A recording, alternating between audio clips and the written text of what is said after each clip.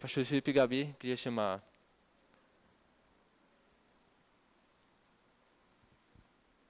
Amém. Bom dia.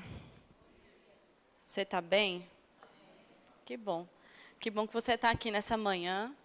Né? E como o Lucas falou, a gente está dando continuidade a esse tema tão importante que é família. Né? E hoje a gente vai falar especificamente sobre uma família que você também faz parte. Né? Você tem sua família em casa, você é pai, você é mãe, você é esposa, mas você também tem uma família espiritual. Né? E hoje a gente vai aprender um pouco mais sobre essa família espiritual, que é a família do reino de Deus, que você faz parte. Estou olhando os rostinhos aqui, todo mundo conhecido, e eu sei que todo mundo é parte dessa família. Né? Então, você vive uma família natural, e a gente vem alguns domingos aprendendo sobre essa família natural. Mas, sabe, quando a gente começa a estudar a palavra, nós começamos a ver que essa família natural é reflexo de uma família espiritual, certo? E quando é que começa esse nosso contato com essa família espiritual, né? A Bíblia fala que a partir do novo nascimento, lá em João 1,12, eu vou citar aqui, você não precisa abrir, mas diz assim: mas a todos que creram nele, nele quem? Cristo. E o aceitaram, ele deu o direito de se tornar filhos de Deus. Então, uma vez que você crê, uma vez que você aceita a obra de Cristo, a Jesus Cristo como seu Senhor e Salvador, você se torna filho de Deus. A Bíblia traz mesmo esse entendimento de que Jesus é o Filho de Deus, é o primogênito. E uma vez que ele morreu na cruz para nos salvar, nós nos tornamos filhos também, filhos de Deus. Né? A Bíblia também, em outros versículos que a gente vai até falar, diz que nós nos tornamos herdeiros e co-herdeiros com Cristo. Amém? Lá em 1 Pedro também, no capítulo 1, no versículo 3, diz que ele nos gerou de novo para uma viva esperança. O que nos traz esse entendimento mesmo, esse conceito. Né? A gente vê muito uma mulher grávida gerando filhos, né? E na palavra de Deus nós fomos gerados por Deus. Né? Nós cremos nisso. Né? Então, quando Deus estava criando o mundo, quando Deus estava criando as coisas, a terra, ele também criou o homem e ali ele gerou o homem. Né? O pecado veio, nos distanciou de Deus, mas graças a Deus, pela misericórdia dele, que promoveu ali uma nova reconciliação com ele. Na verdade, uma reconciliação com ele através de Jesus Cristo. E ali ele estava nos gerando de novo para uma viva esperança. Né? Então, somos filhos de Deus. Na palavra não nos resta dúvida. Né? E eu quero te dizer que, acima de tudo, o que você faz, o que você é, o que você desempenha hoje, você é filho de Deus. Esse precisa ser o seu primeiro status de filho. Amém? E sabe, a Bíblia também vem fazendo algumas outras analogias, né, alguns termos que nos traz esse entendimento de família. Na palavra, uma família espiritual. Lá em Efésios 2:19, diz o seguinte: assim que já não sois mais estrangeiros, nem forasteiros, mas co-cidadão dos santos e da família de Deus. Então, a Bíblia traz esse entendimento, estamos em família. Você é grato por essa família que você faz parte? Eu sou grata. Sabe, eu tenho inúmeras histórias, inúmeras coisas que eu posso contar que aconteceram na minha vida e que eu sou privilegiada por estar nesse ambiente de família. Né? Eu tenho a minha família em casa, né? E se você está aqui, nesse mundo, certamente você tem uma família, porque você nasceu de alguém. Mas eu tenho uma família espiritual que me sustenta, né? Na palavra, no procedimento, na conduta, no ensino, no relacionamento com Deus.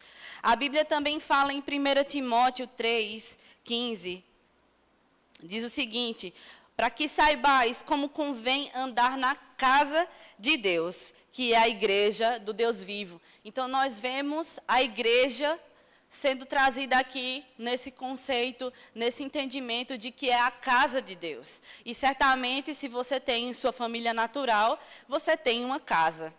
Casa é aquele lugar de refúgio, não é mesmo? Você sai para trabalhar, você sai para resolver suas coisas, você sai até para passear, se divertir, mas você tem para onde voltar, para sua casa. Não é mesmo? E quando você volta para casa, você tem seu pai, sua mãe, seu esposo, seus filhos. Você habita em um lugar que é familiar. E aqui a Bíblia traz esse entendimento da casa de Deus. A igreja é a casa de Deus. 1 Coríntios 12, 27 diz: Ora, vós sois corpo de Cristo, e membros em particular. E eu gosto também dessa expressão que nos traz esse entendimento de corpo. Porque corpo, quando a gente começa a estudar a palavra, nós vemos que nós não estamos só. Né? O corpo é mesmo feito da unidade entre os santos. Né? E Deus não nos criou para estar solitários. É tanto que quando Ele fez Adão no jardim, quando Ele criou Adão, Ele viu tudo, viu que estava muito bom, a criação foi boa, mas quando Ele olhou para Adão só, Ele disse: é necessário que ele tenha uma auxiliadora. Né? E aí Ele cria Eva e Ele vê que tudo ficou muito bom. Amém? Então Deus não nos criou para estar só. Precisamos de relacionamento, precisamos estar em família. Estar em família tem um aspecto que não é algo temporário. Uma vez que você nasceu, você vai estar em família até o fim da sua vida. Em alguns momentos, você vai ser uma pessoa mais dependente dos outros, da sua família. Em outros momentos, você vai ser uma pessoa que vai dar mais suporte aos outros. Né? Quando a gente é criança, a gente está em família, a gente tem uma dependência maior dos nossos pais, dos nossos irmãos mais velhos. Mas aí a gente cresce, a gente amadurece e a gente começa a ser suporte para eles também. E aí chega um momento da nossa vida que nós amadurecemos a tal ponto que nós vamos constituir mais família. E aí a gente se casa e tem filhos e você não deixa de estar em família. E aí você chega na velhice e aí você perde o seu cônjuge, né? Ele vai para estar com Deus primeiro, mas você permanece em família, porque você tem filhos, tem netos, pessoas que estão ali ao seu lado para cuidar de você. Então, família não é de um momento. Família é algo para viver constantemente. E é assim também, esse entendimento permanece com relação à família de Deus. Essa família que você faz parte, essa família espiritual, ela não deve ser só um momento na sua vida. Ela não deve ser pessoas a quem você vai recorrer só quando você estiver com muita dificuldade e depois você se isola, mas ela deve ser constante. Para viver uma vida saudável, precisamos estar em família. E Romanos 8, 17 diz: e se nós somos filhos, logo somos herdeiros. Né? E vemos aí esse conceito se fortalecendo na palavra. Eu gosto também de 1 Pedro 2,9, que diz assim: vós, porém, sois geração eleita, sacerdócio real, nação santa, povo adquirido. E veja, povo não é tido só por uma pessoa. O povo é uma coletividade de pessoas que tem uma cultura, que tem um procedimento, uma afinidade, algo em comum e que vivem em coletividade, que partilham da vida. Então, nós somos esse povo de Deus, essa família de Deus. E aí eu queria trazer um aspecto também que, enquanto eu estudava, o Espírito Santo me ministrou sobre isso, é que nós não estamos aqui, e me entenda, eu vou construir aqui um pensamento com você. Às vezes a gente tem esse pensamento de que eu estou indo para a igreja prestar um culto ao Senhor, e realmente nós estamos aqui hoje para prestar um culto ao Senhor, para prestar a nossa devoção a Deus. Mas sabe, aqui vai além desse conceito. Prestar um culto ao Senhor é um dos aspectos que nós temos como uma família de Deus. Porque quando você nasce de novo, a Bíblia fala que Ele se torna o seu Senhor e o seu Salvador. E você serve ao Senhor. Então, nós temos essa esfera, né, de compreensão sobre o nosso relacionamento com Deus, como Ele nosso Senhor, e nós como servos. Mas a Bíblia também nos traz, como eu acabei de te mostrar, esse entendimento dEle como nosso Pai e nós como filhos. Então, não é só um serviço. A vida cristã não é só ouvir e fazer algo para o Senhor. É um relacionamento mais íntimo e mais profundo com Deus. É um relacionamento de pai para filho. Você que é empreendedor, eu acredito que você consegue diferenciar bem esses dois tipos de aspecto. Né? Porque quando você está no seu trabalho, você é chefe, você tem pessoas ali que servem, que cumprem o que você está pedindo, né, que fazem aquele seu empreendimento acontecer, e elas são seus servos. Mas quando você chega na sua casa, você tem seus filhos, sua esposa. E eles também, de certa maneira, te servem. Mas o relacionamento vai mais além. É um relacionamento mais íntimo e mais profundo, não é mesmo? É um vínculo muito maior. E esse vínculo nós também desfrutamos com Deus e com os nossos irmãos. Sabe, estamos aqui para servir ao Senhor, estamos aqui para desempenhar algo para Deus, mas nós temos um vínculo muito maior do que isso. É um vínculo de pai para filho, de irmãos, né? E que vai requerer de nós algumas condutas, alguns procedimentos diferentes. Amém? Agora, eu também gosto, quando estudo sobre esse assunto, do que é dito lá em 1 Coríntios 12, 12. E eu quero que você abra comigo lá. Vou abrir aqui.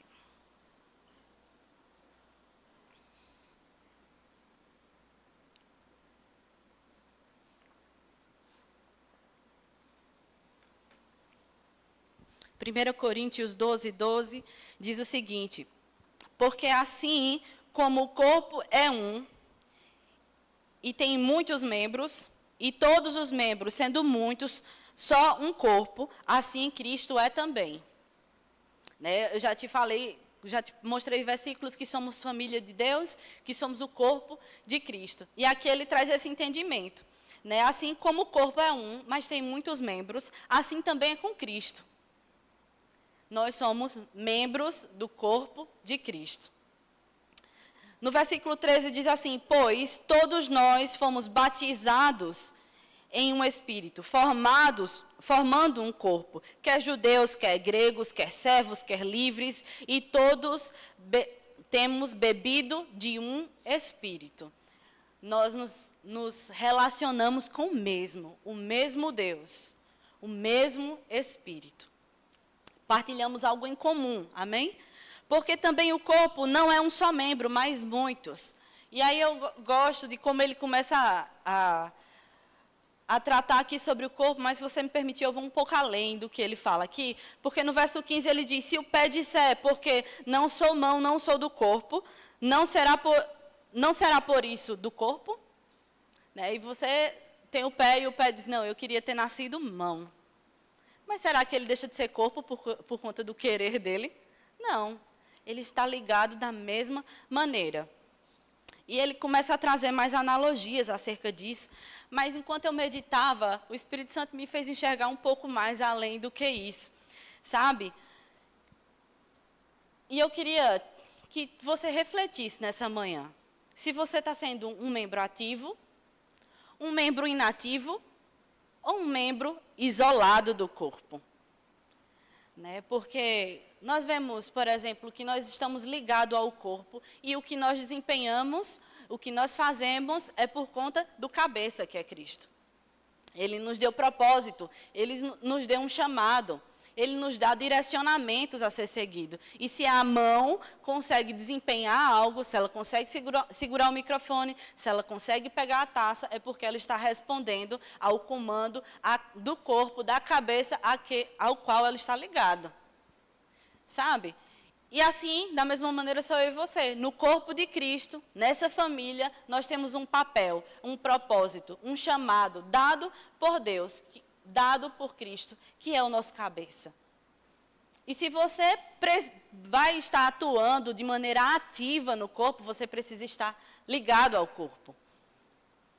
Então se avalia, irmão, nessa manhã. E não é para te trazer condenação.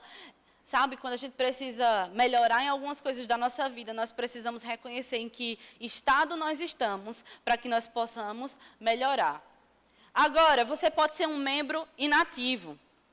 Porque mesmo estando ligado ao corpo, a minha mão pode decidir não fazer nada. Mesmo que a minha cabeça diga, faça. pegue. Mas se eu quiser lutar contra esse impulso, eu posso. E às vezes a gente está assim. Amém, a gente não, porque eu creio que essa igreja não é assim.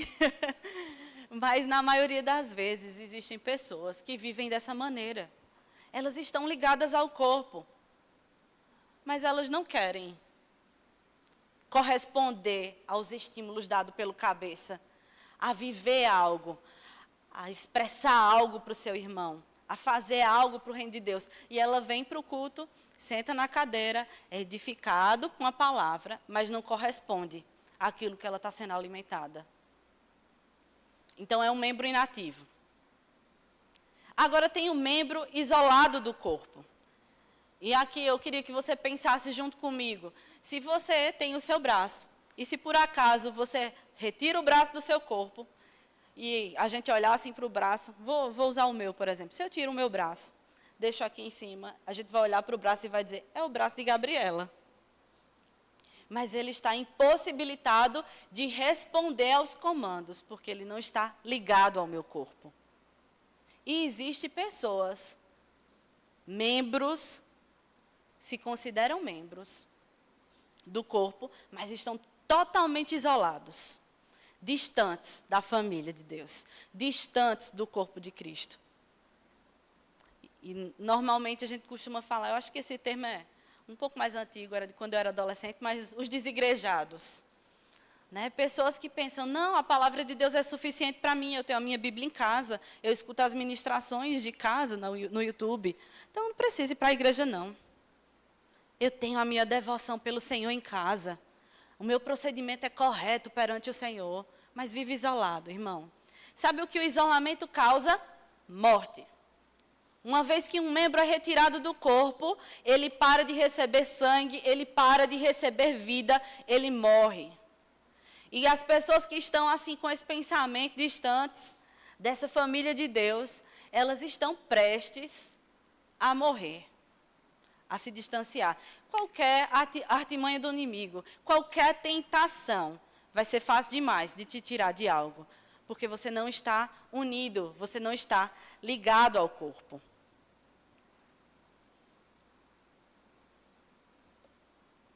Amém. Queria mesmo te fazer refletir sobre isso. Entender que somos família de Deus requer de nós uma cultura, um procedimento que vai nos salvar, que vai nos fortalecer.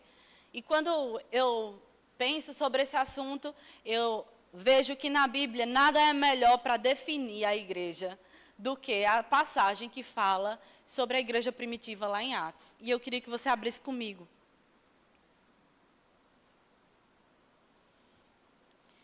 Atos, capítulo 2.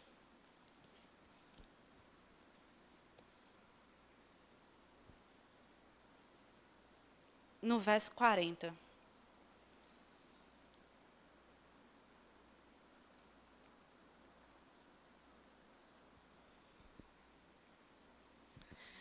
Aqui nós vemos a igreja primitiva. Nós vemos que o início aqui se detém sobre o período que Jesus andou sobre a terra, como ele arrebanhou discípulos, como ele ensinou a palavra, como ele ensinou a cultura do reino.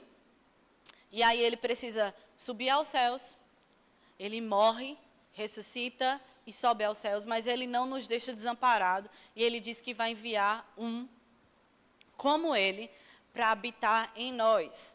E aí ele fala para os discípulos que eles permaneçam unidos até que o Espírito Santo venha sobre eles. E eles foram batizados quando o Espírito Santo veio sobre eles. E aí eles se espalhariam por toda a terra para fazer discípulos. Né? E aqui nós vemos Atos, o dia de Pentecostes, Atos 2. E logo no fim a gente vê o resultado desse grande mover de quando o Espírito desceu sobre eles, que diz assim, verso 40. Pedro continuou a dar o seu testemunho e com muitas outras explicações procurou convencê-los dizendo, saiam do meio dessa gente má e salvem-se. Muitos acreditaram na mensagem de Pedro e foram batizados. Naquele dia, quase 3.000 se juntaram a um grupo de seguidores de Jesus. E aqui nós vemos a igreja sendo instituída. Aqui nós vemos aquilo que Jesus já vinha anunciando aos discípulos que iria acontecer. E aqui também nós vemos que muitos se espalham, vão para outras regiões, e lá também começa a acontecer um aglomerado de pessoas que eram salvas e elas precisavam viver nessa cultura, nessa unanimidade, nessa união. E aqui nós vemos no verso 42, e diz assim: e todos continuavam firmes, seguindo os ensinamentos dos apóstolos, vivendo em amor cristão, partindo o pão juntos e fazendo orações. E aqui eu sempre gosto disso, porque a Bíblia deixa tão claro como a igreja funcionava, A palavra de Deus expressa de maneira tão clara. Aqui nós temos essas pessoas vivendo unidas, mas seguindo os ensinamentos, seguindo a doutrina. Tem outra versão que vai dizer, perseveravam na doutrina, ou seja, nos ensinamentos dos apóstolos. Eles tinham comunhão. Eles partiam o pão, e o partir do pão representa mesmo essa... como é que eu posso dizer, essa unidade tão grande que eles não tinham algo para si próprio, mas eles se dividiam entre si. Partilhar faz parte da família de Deus. Na família de Deus nós não somos egoístas. Amém? E também com orações. Então nós vemos aqui 4 procedimentos que hoje nós desfrutamos aqui no nosso meio. Que não parou lá na igreja primitiva, mas vem se perpetuando, ano após ano, era após era, período após período. Nós temos igrejas, membros. E sabe, eu quero trazer esse entendimento quando a Bíblia fala sobre sermos membros de Deus. Ele fala que nós somos, não que você é exclusivamente. Porque para você ser membro do corpo de Cristo, você precisa estar em unidade. Se eu me isolo, se eu decido sair da igreja, viver em casa, ouvindo só ministrações no YouTube, eu deixo de estar em família. Eu deixo de ser corpo de Cristo. Porque para estar em corpo de Cristo, a gente precisa estar unidos. Somos muitos membros, como a gente viu em 1 Coríntios, mas unidos. Trabalhando em conjunto, por um propósito. Então, precisamos mesmo estar unidos. Então, nessa passagem de Atos, ele fortalece isso. 3.000 pessoas salvas, ansiando viver essa palavra. E a primeira coisa que eles fizeram foi se unir. E foi na união que eles adquiriram maturidade, fortalecimento, segurança, proteção. Nós vemos tudo isso nessa passagem. No verso 43 diz, os apóstolos faziam muitos milagres e maravilhas. Veja, o povo estava desfrutando de provisão divina. Pessoas doentes recebiam seus milagres, suas maravilhas. As maravilhas de Deus.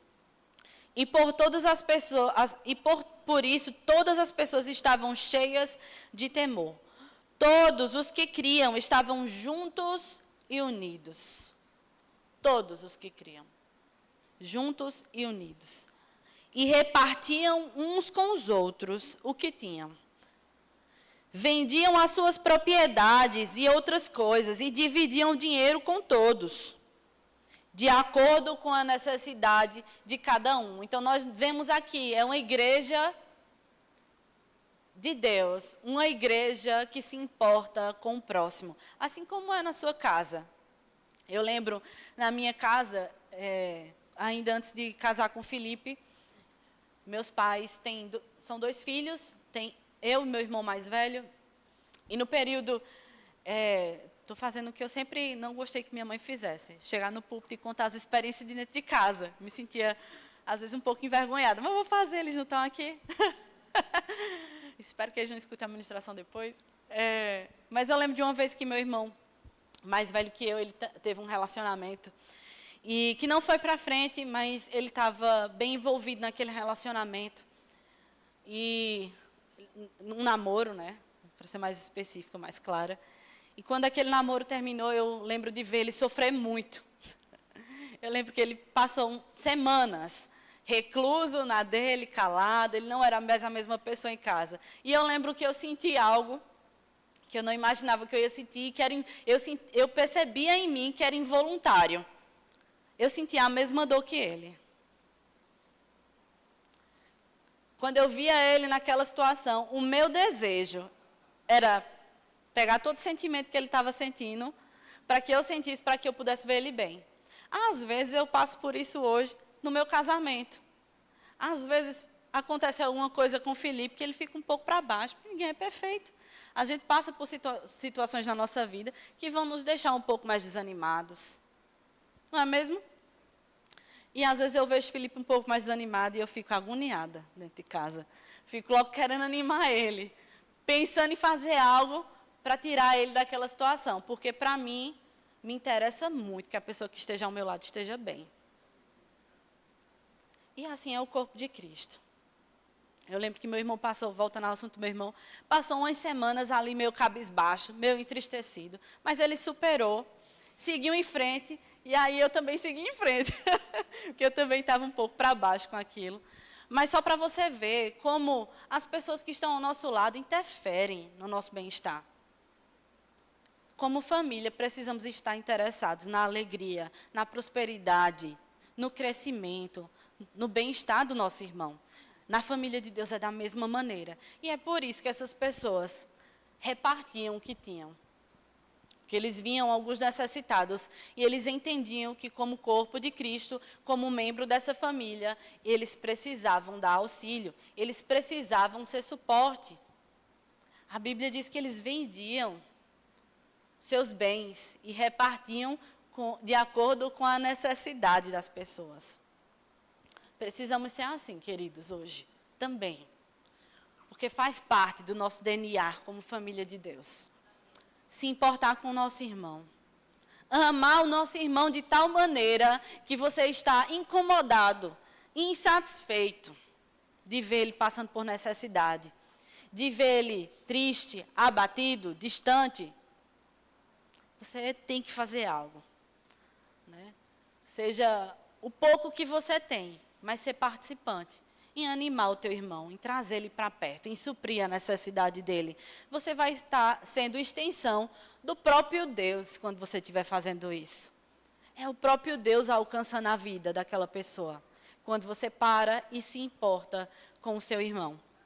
E era assim que esse povo vivia aqui na igreja primitiva, e é assim que nós vivemos hoje, amém?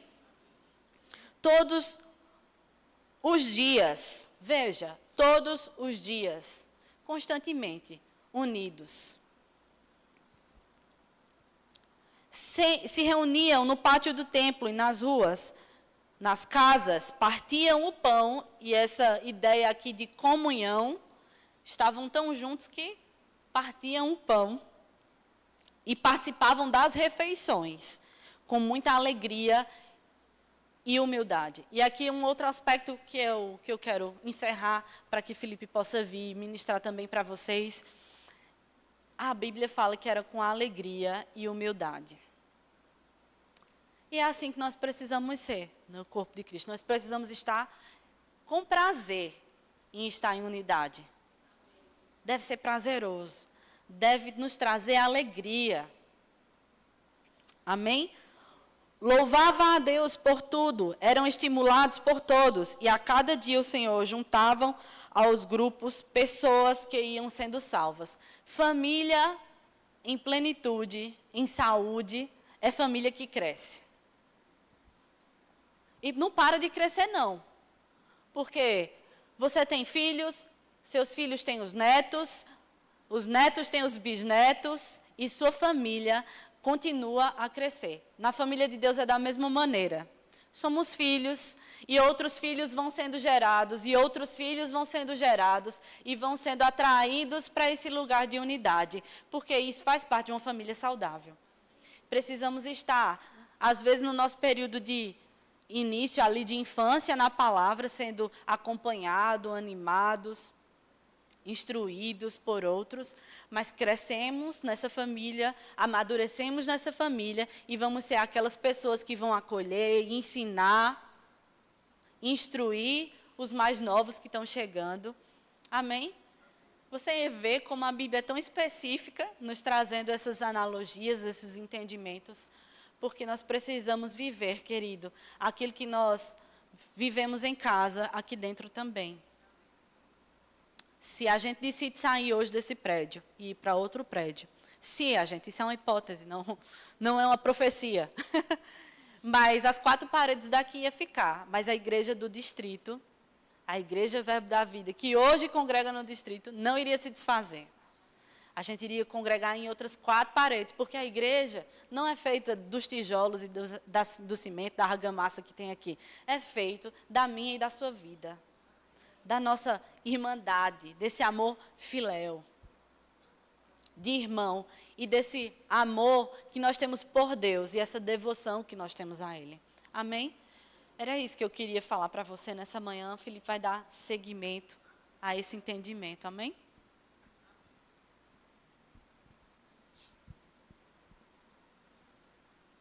Amém, Jesus. Bom dia, gente. Que bom que você está aqui. Vamos dar continuidade a esse estudo tão importante sobre família, né, da parte de Deus.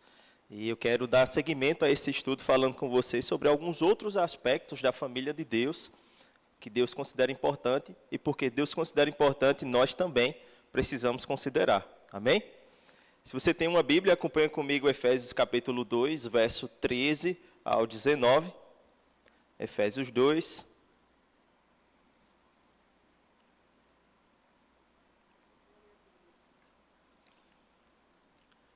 Capítulo 2, verso 13. Se você está acompanhando online aí, abre a tua Bíblia também. 13 até o 19. A Bíblia diz: mas agora, em Cristo Jesus, vocês que antes estavam longe, foram aproximados mediante o sangue de Cristo, pois Ele é a nossa paz, o qual de ambos fez um e destruiu a barreira, o muro de inimizade, anulando em seu corpo a lei dos mandamentos expressa em ordenanças. O objetivo dele era criar em si mesmo, dos dois, um novo homem, fazendo a paz e reconciliar com Deus os dois em um corpo, por meio da cruz, pela qual ele destruiu a inimizade. Ele veio e anunciou paz a vocês que estavam longe e paz aos que estavam perto. Pois por meio dele, tanto nós como vocês, temos acesso ao Pai, por um só Espírito. Portanto, vocês não são estrangeiros nem forasteiros, mas concidadãos dos santos e membros da família de Deus. Esse texto, irmãos, é um texto-chave para nós entendermos que Deus sempre desejou juntar os povos. Se você for ler, por exemplo, um texto lá de Salmos, você vai ver que os Salmos também eram dirigidos aos povos que estavam nas ilhas e em terras distantes. Ele diz assim: louvem ao Senhor todos os povos, vocês que estão em ilhas e em povos distantes, também louvai ao Senhor. Sempre foi o desejo de Deus, e Deus queria usar o povo dele para unir as nações, para unir as pessoas. Porque Deus, ele deseja que o homem não esteja só, desde o começo. Por isso ele fez a mulher para que a primeira família fosse estabelecida. E é interessante, irmãos, nós notarmos nesse texto de Efésios capítulo 2, especificamente, algo que a Bíblia fala sobre 2 povos aqui. O povo judeu e o povo gentio. Se você fez o rema, você já sabe muito bem, né, distinguir esses 2 povos. E esse povo gentio era esse povo que ele chama aqui de estrangeiro. Era o povo da inimizade. Era o povo que não tinha aliança com Deus. E ele vai dizer que aqueles que estavam perto, como também aqueles que estavam longe, precisavam gozar da mesma paz e da mesma presença de Deus na vida deles. Fazer essa aliança funcionar para esses 2 povos. E aí ele vai terminar esse contexto dizendo que vocês não são mais estrangeiros nem forasteiros, mas concidadãos dos santos e membros da família de Deus. Esse concidadãos é a expressão sum politis. Se você já ouviu também aquela outra expressão grega que parece muito com essa, que é cosmopolitis, ou cosmopolitano. Né? Cosmo quer dizer mundo e politis quer dizer cidadão, ou seja, o cidadão do mundo. Um sum politis é um cidadão, um co-cidadão, um cidadão que está mais próximo. Ele dá uma ideia de um cidadão que está mais íntimo, mais perto. Você entende isso? Ele está dizendo aqui, olha, vocês não são mais cidadãos do mundo ou estrangeiros para nós. Vocês são agora pessoas que estão perto de nós e que têm acesso à nossa intimidade. Família, irmãos, é esse lugar de intimidade. Família é esse lugar de nós conhecermos as particularidades e sensibilizar-se uns pelos outros. Na família nós conhecemos os gostos, nós conhecemos o que a pessoa detesta, o que a pessoa mais gosta. E muitas vezes nós vamos poder, no meio da igreja, também identificar isso. Identificar aquilo que o nosso irmão mais gosta, aquilo que ele não gosta, e saber conviver uns com os outros dentro desse conceito. Está comigo? Agora é interessante, irmãos, que Deus deixou claro aqui uma coisa importante. Esses estrangeiros ao qual ele quis trazer para perto, revela o coração de Deus por aqueles que estavam longe, mas não somente isso, também por aqueles que eram vulneráveis, aqueles que não tinham acesso à aliança e às bênçãos de Deus. Deus queria trazer essas pessoas para perto. Em Salmo 68, do 4 ao 6, diz assim: cantem a Deus, louvem o seu nome, exaltem aquele que cavalga sobre as nuvens. Seu nome é Senhor.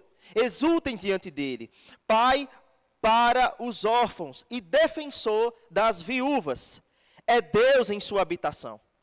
Deus dá um lar aos solitários, liberta os presos para a prosperidade, mas os rebeldes vivem em terra árida. Em outra tradução diz que Deus faz com que o solitário habite em família.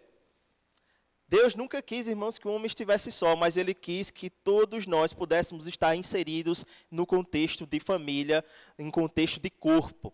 Por quê, irmãos? Porque o ser humano sozinho está fadado ao fracasso. Nós nunca vamos crescer na vida se olharmos somente para a nossa individualidade. Nós somos chamados à coletividade, somos chamados a depender uns dos outros. Você está comigo?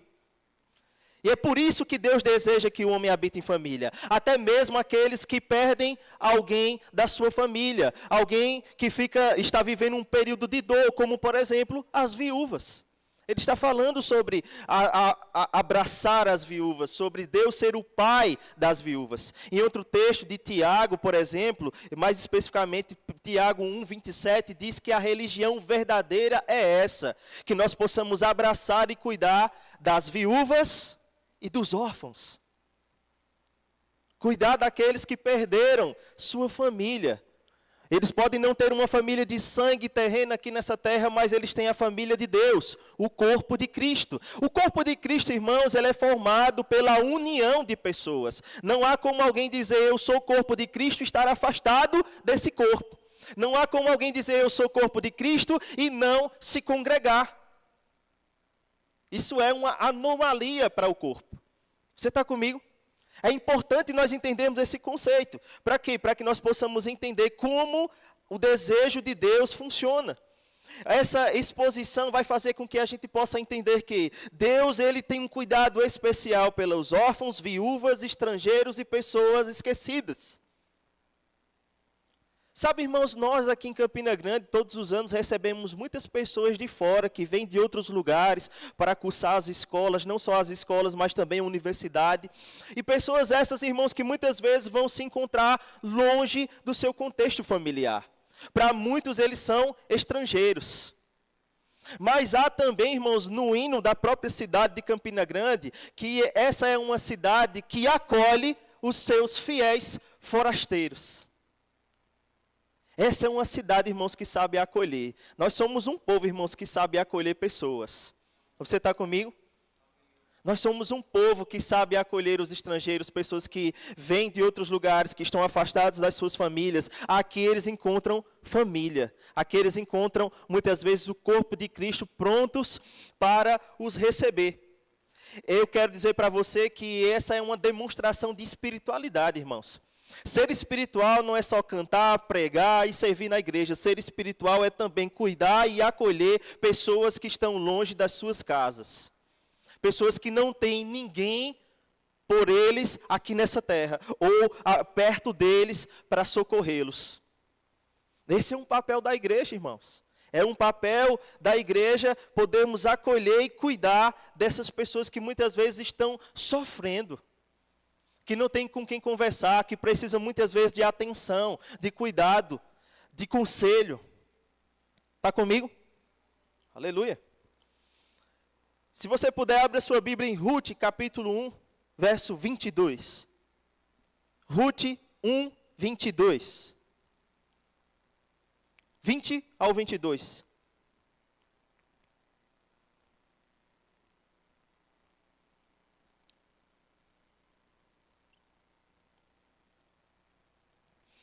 A Bíblia diz: mas ela respondeu: não me chamem Noemi, melhor que me chamem de Mara, pois o Todo-Poderoso tornou minha vida muito amarga.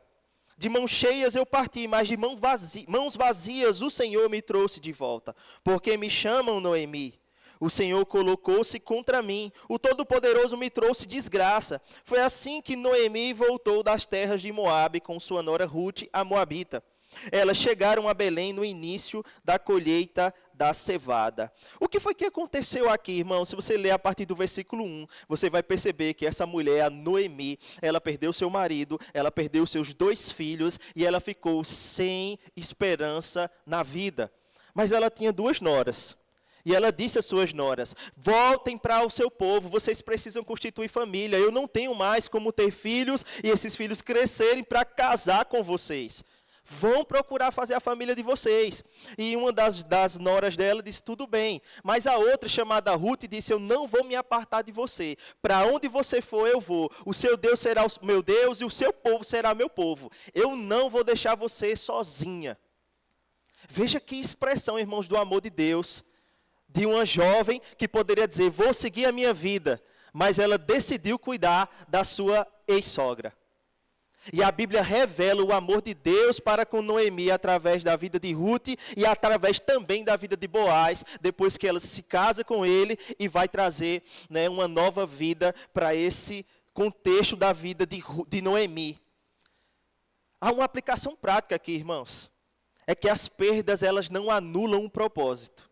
Pode ser que pessoas estejam perdendo outras pessoas, mas isso não anula propósito, não anula o valor dessas pessoas, não anula quem elas são. O plano de Deus, ele não para porque o cônjuge partiu ou porque alguém se foi.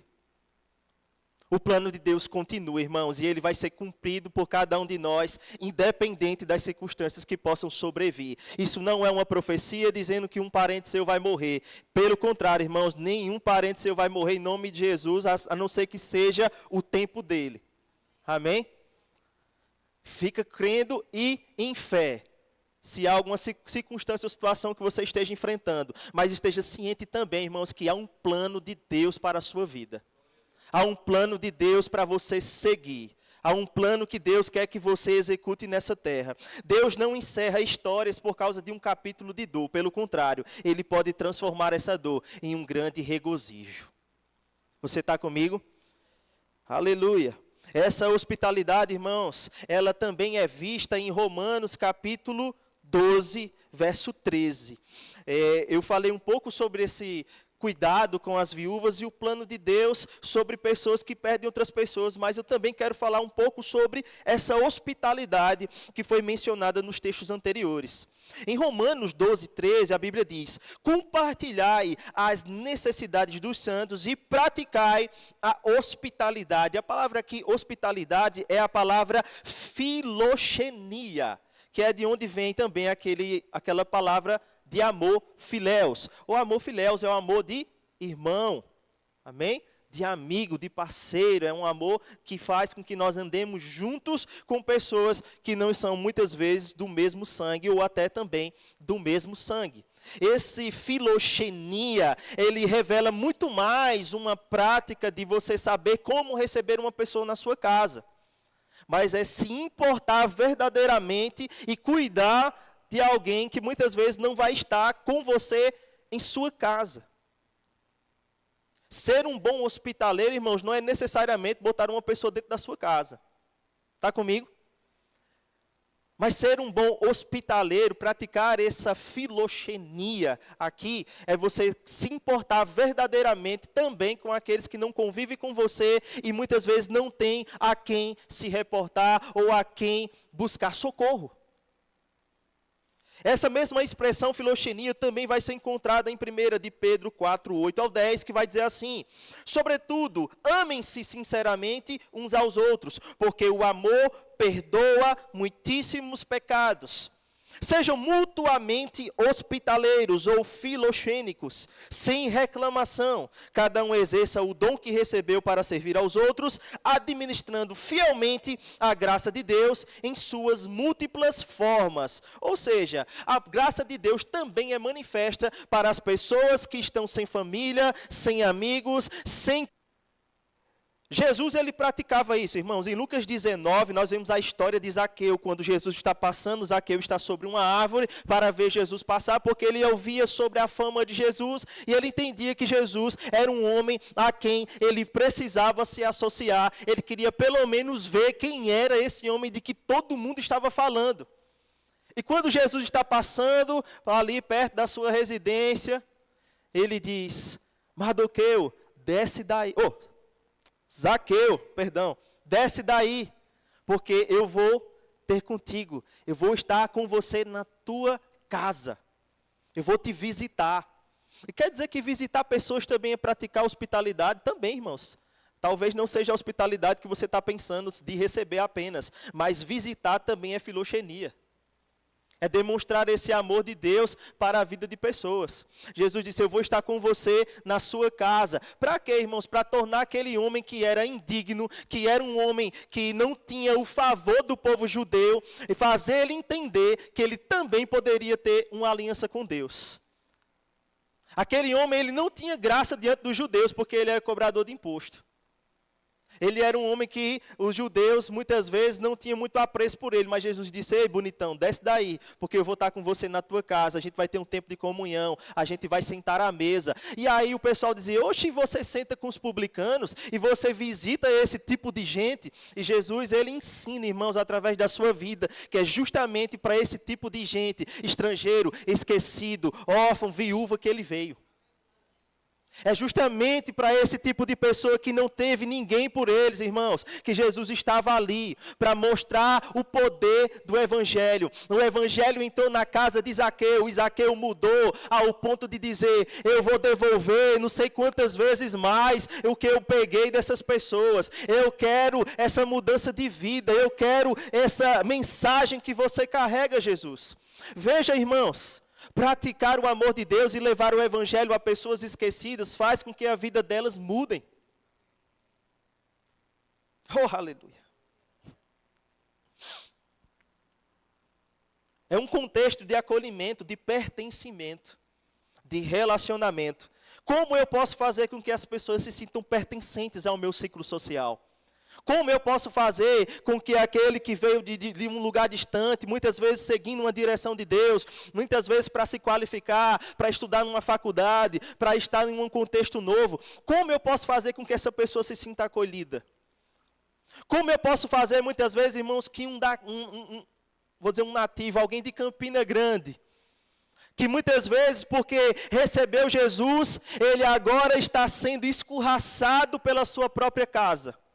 Como eu posso fazer com que essa pessoa se sinta em família?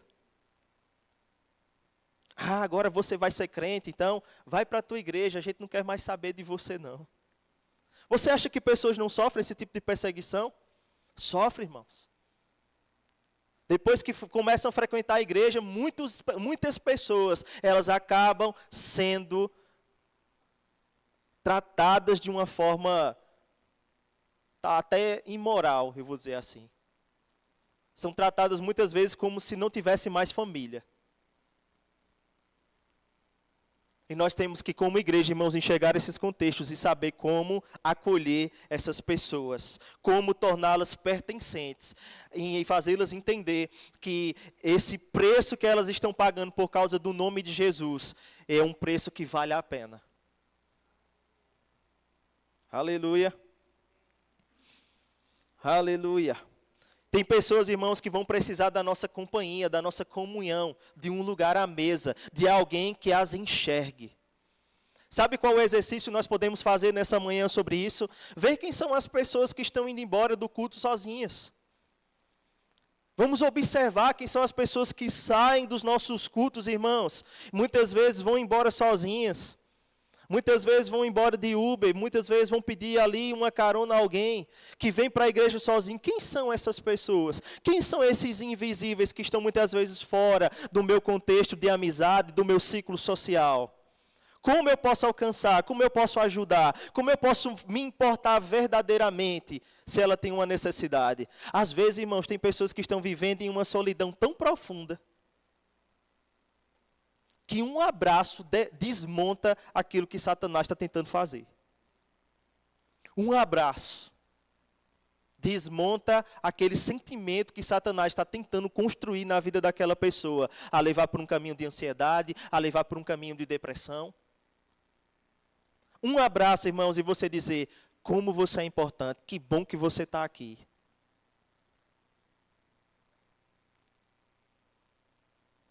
A gente não precisa ter tanto conhecimento bíblico para coisas tão simples. A gente só precisa saber o que fazer e como fazer. Amém? O texto, irmãos, de Gálatas capítulo 6, versículo 2 diz, levai as cargas uns dos outros, e assim cumprireis a lei de Cristo.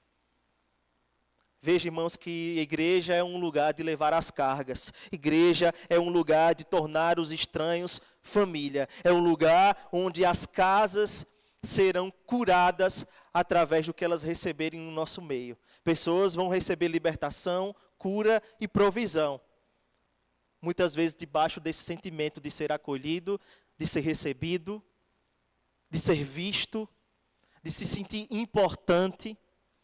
Eu quero encerrar, irmãos, com um testemunho pessoal. Com a primeira vez que eu pisei em uma igreja evangélica, já era Verbo da Vida, e eu chego, né, na igreja, irmãos, e tinha um homem grande na porta, e eu cumprimentei na verdade ele me cumprimentou, porque eu já ia entrando na igreja, né, sem falar com ninguém, porque eu não conhecia muita gente lá, eu estava indo com os meus amigos, não era convertido ainda, e um homem alto, irmão grande, me abraçou, puxou assim pela mão, me abraçou e disse, seja bem-vindo, que coisa boa você estar aqui. E eu fiquei pensando, rapaz, esse cara nem me conhece, sabe nem quem eu sou. E já vem assim, abraçando e seja bem-vindo. Que coisa estranha, né? E aí entrei, sentei na cadeira, o culto começou, o louvor animado, as pessoas celebrando. Irmão, eu não lembro o que foi que o pastor pregou naquela noite. Não lembro, mas a lembrança que eu tenho é do louvor, as pessoas pulando animadas, e a sensação que eu tinha é, eles conhecem alguma coisa que eu não conheço. Eles têm alguma coisa que eu não tenho. Por quê? Eu acho que eles não estão bêbados, que eles não estão drogados, e eles estão aqui pulando, animados. A referência que eu tinha, irmãos, era de pessoas quando estão dançando, celebrando em algum momento, é porque estavam bêbadas. Era a referência que eu tinha. Mas chegar na igreja e ver um povo animado, ver um povo celebrando, eu fiquei achando estranho, dizendo, eles têm alguma coisa que eu não tenho. E aquele abraço que recebi na porta. Isso marcou a minha vida profundamente, irmãos. E eu tinha alguns amigos que me acompanhavam para a igreja, eles estavam indo junto comigo, eles se esforçavam para eu ir para a igreja, porque tinha vezes que eu não queria ir no começo. E eles passavam na minha casa, faziam questão de passar na minha casa para me levar. E era de carro não, irmão, era a pé mesmo. Mas eles saíam lá da casa deles para passar na minha casa, para depois ir para a igreja. Ei, irmãos, eu vi o amor de Deus nisso. Eu vi o amor de Deus se estendendo para mim através da vida de pessoas, para me alcançar, para fazer com que eu pudesse dar continuidade àquela centelha, né, do amor de Deus que estava brotando ali no meu coração, e isso pudesse se tornar mais vivo e mais forte. Às vezes um gesto simples nosso afeta tanto a vida de pessoas e a gente nem imagina o quanto afeta. Eu oro para que nesses dias, meu irmão, você tenha experiências com o Senhor, de você ser guiado pelo Espírito, para tocar a vida de pessoas nesse lugar de forma simples. Com o teu serviço, irmãos, com o teu sorriso, com a tua celebração, pessoas vão entrar aqui e vão dizer, oxe, que povo doido. E fica correndo no culto, é? E dançando. Rapaz, que coisa estranha, não é? Mas um dia eles vão entender, como eu entendi, como você entendeu, o porquê nós fazemos isso. Eu oro, irmãos, para que você tenha essa sensibilidade para perceber essas pessoas que estão ao nosso redor. Para que você não tenha vergonha, nem medo de abraçar e de chegar junto daqueles que você não conhece. Porque você vai ser uma expressão do amor de Deus para essas pessoas. Você vai ser uma expressão de Deus para alcançar esses solitários, esses esquecidos, esses órfãos. Você vai ser um pai e uma mãe para muitos. Nós vivemos em uma sociedade, irmãos, que carece muito de paternidade. Eu vejo aqui homens de Deus que vão ser pais para outros jovens. Não é só para os seus, não. Você vai ser pai para outros. Você vai ser uma mãe para outros. E as viúvas, irmãos, nós vamos acolher, nós vamos ouvir, nós vamos ajudar. Porque nós somos igreja, somos a família de Deus. Amém? Você pode fechar os seus olhos? Pai, em nome de Jesus, eu quero te agradecer por esse tempo, Pai, de conhecer a Tua palavra, de entender aquilo que o Senhor deseja para nós, Pai, como família, e saber o nosso papel nesse lugar, Senhor. Eu te louvo, Pai, porque um dia você me alcançou através da vida de tantas pessoas, Pai, que com seu carinho, com seu amor, estavam me servindo, estavam me ajudando, quando eu nem percebia, quando eu nem sentia nada. Mas, Pai, eu oro, Senhor, para que você nos conceda mais ousadia, mais coragem, Senhor, para podermos abraçar aqueles que precisam, para podermos, Pai, exercer esse amor do tipo de Deus, um amor filéu, um amor que quer estar junto, que quer estar perto, que quer investir, mesmo quando ninguém acredita, mesmo quando ninguém dá valor, nós queremos olhar como o Senhor vê e dar o valor que o Senhor vê. Pai, que os nossos olhos possam ser os seus olhos, que o nosso olhar e o nosso falar seja o seu olhar, sejam as suas palavras saindo da nossa boca, Pai, para levantar as pessoas que mais precisam. Eu declaro restauração, Pai, na vida de pessoas que entram nesses lugares. Há pessoas, Pai, que entram nesse lugar sem saber o que fazer, sem saber para onde ir. Eles receberão alívio, receberão conselho através das nossas vidas, em o nome de Jesus. Amém.